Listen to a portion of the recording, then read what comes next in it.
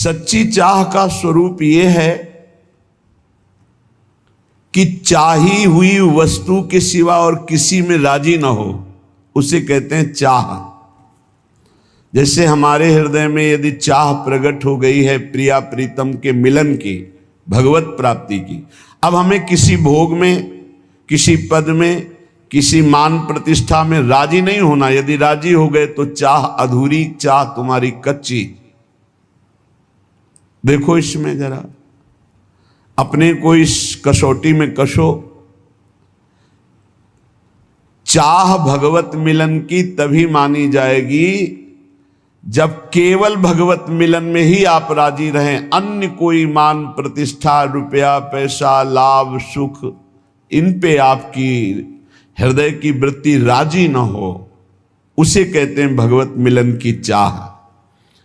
जब चाह हृदय में भगवत मिलन की होती है तो उनके बिना जीना कठिन हो जाता है। सच्ची चाह का स्वरूप होता है अनिवार्य, अत्यंत आवश्यक, उसकी पूर्ति होनी ही चाहिए, नहीं मैं जी नहीं सकता। ये भगवत प्राप्ति की चाह देखो किसके हृदय में है। भारी प्रपंच छाया हुआ है चित्त में। जो कंचन कामनी विजयी हैं वो भी कीर्ति में लड़खड़ा के गिर जाते हैं, मान प्रतिष्ठा में गिर जाते हैं। हमारा नाम रोशन हो जाए, हमारा नाम का कीर्ति हो जाए, प्रकाश हो जाए, बहुत बड़ी हानि।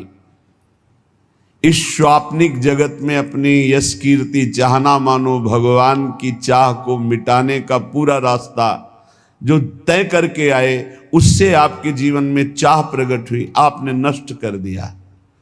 मान कीर्ति प्रतिष्ठा कोई भी चाह ना रह जाए। अनिवार्य जीवन का एक ही विषय है कि भर नेत्र प्रभु को देख लूं।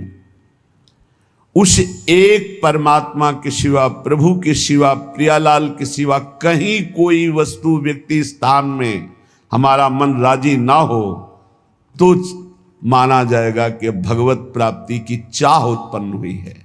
पहले हमको अन्य चाहें नष्ट करनी होंगी। जब प्रेमी अपने प्रीतम इष्ट देव के बिना जीना मुश्किल हो रहा है, अब नहीं जी सकता, प्राण निकल जाएंगे यदि नहीं मिलेंगे, तो इष्ट देव को विवश होकर अव्यक्त से व्यक्त होना पड़ता है। वो हैं यही, पर वो विवश तब होंगे जब जीना मुश्किल हो जाएगा। मदन टेर में एक संत रहते थे जो बाह्य नेत्रों से रहित थे, जिसे नेत्रहीन कहा जाता है, लेकिन वो वास्तविक अंधे नहीं थे।